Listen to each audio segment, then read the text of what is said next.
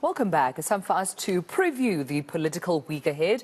And on-the-spot host, Lukhona Mnguni, speaks to us now to give us, of course, consensus of what's happening. Just in case, some of us have been living under a rock, you're not sure what's happening in your country. Lukhona, thank you so much for enlightening us. And a lot has been happening. I thought, the focus would just be on SONA. The focus would be just on what the president's saying. But there's so much happening outside of that. And it started with the Free State province, the recalling of the Mangaung mayor.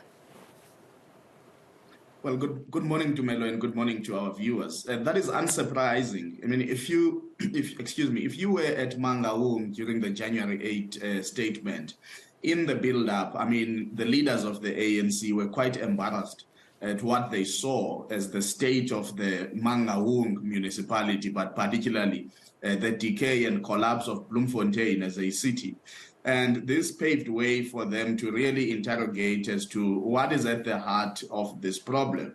And it appears that there is a relaxed leadership. There is a leadership that has no urgency to address the issues that confront people of Mangaung. And of course, the embarrassment for the ANC started when their preferred stadium looked as if they could not utilize it because there were so many things that were outstanding from, safety and occupancy certificates, electricity certificates, and all of these things that really had to be sorted out soon after the Nasrec conference in December.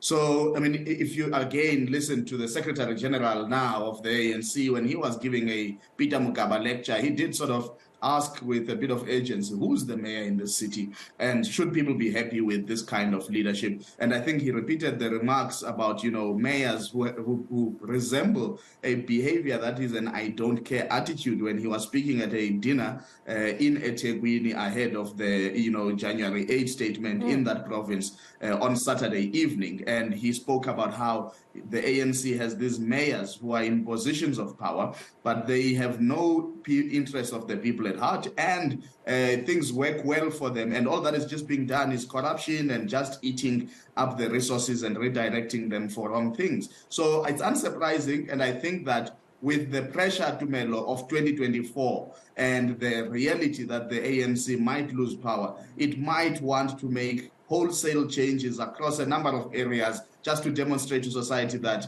they appreciate the need, for service delivery to society and also for good leadership in positions of power. The question is whether or not that action will come too late. That is the question. And also, I just want to touch on Paul Mashatile coming in to replace Didi Mabuza. It seems Didi made that announcement at a family funeral. Subsequently, we saw reports of the president stating that he needs them just to hold on tight, stay put, and not leave just yet. Tell us what's really happening there. Why would the president ask for David Mabuza to stay on, especially if we know that, Paul Mashatile is to be sworn in today, this afternoon?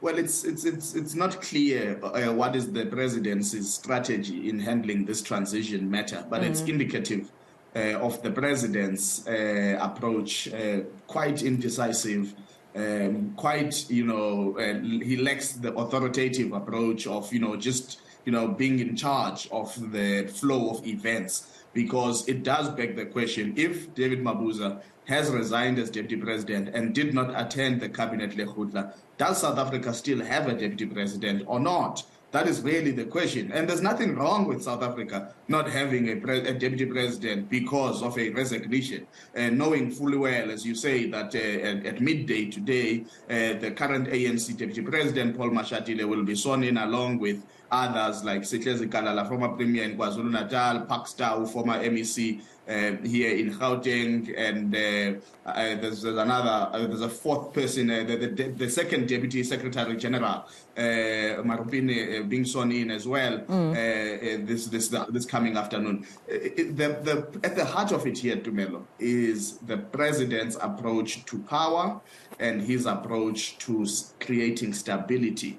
He seems to always want to be on the fence on things that he should be taking lead on, and you cannot lead that way. And this is why I've said, I mean, it's mind-boggling that you would have a cabinet Lekgotla with ministers you know fully well that they might not be in those positions in a month's time. Why don't you do the necessary cabinet reshuffle and then go to your Lekgotla strong, knowing that everybody will sing from the same hymn sheet? They'll have the benefit of that 2 to 3 day, robust engagement about the government program as you outline the State of the Nation address into the year that is to be, which is a very critical year, as I've said, for the African National Congress, because next year is the national and provincial election. Again, the personality and approach to leadership of the president is found wanting for me, and something has to be done, and be done very seriously. But he still remains, unfortunately, with all those faults, the saving grace of the ANC.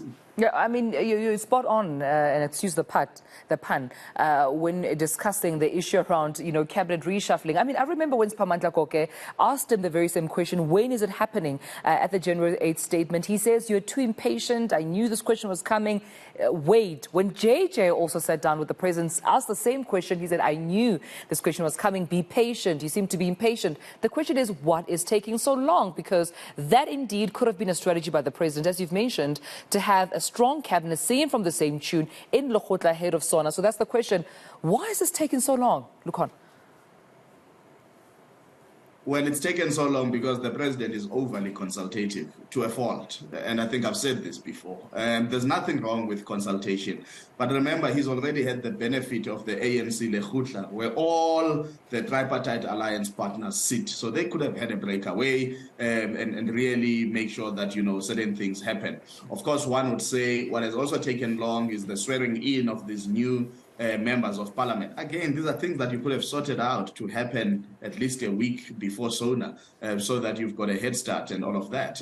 It's really, I think, in the president's over-consultative nature. But I think besides being over-consultative, I'm beginning to think that the president is not in charge of all the moving pieces within the ANC ecosystem. But he will not, of course, admit to that, and nobody will admit to that. But it seems as if there are a number of events that are happening parallel to his considerations, and then his hand is being forced into other things. There was no urgency, even for Deputy President Mabuza to make that announcement at a funeral, the way in which he did. It almost seems as though he was forcing the president to accept his resignation. Right. Because remember, the president could still reject his resignation and appoint Paul Mashatile as a minister and say he must wait until elections next year. Yeah, and you're right about the tone of David Mabuza's, announcement at the funeral, also the timing. I mean, he even said he can already see his successor is positioning himself. So that had a lot to say about him, I suppose, trying to get the president to hurry up and accept the resignation. But we leave it there, colleague. Thank you so much for making time for us.